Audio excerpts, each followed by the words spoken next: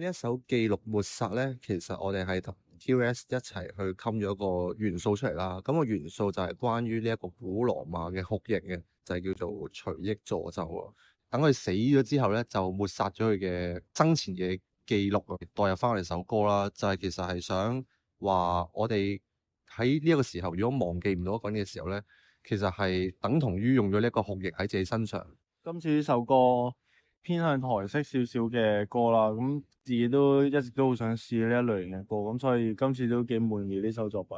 創作上係順利嘅，我哋都已經用咗一年時間磨合點樣創作啦，旋律方面都係我哋四個喜好嘅嘢，咁所以今次都好順利。點解會揀台灣呢？係因為平時咧就睇好多台灣嘅愛情電影啦。其實我哋今次都有從中啟發到嘅，就覺得台灣嘅風景啊、台灣嘅演員同埋台灣嘅攝影嘅拍攝手法，我覺得都好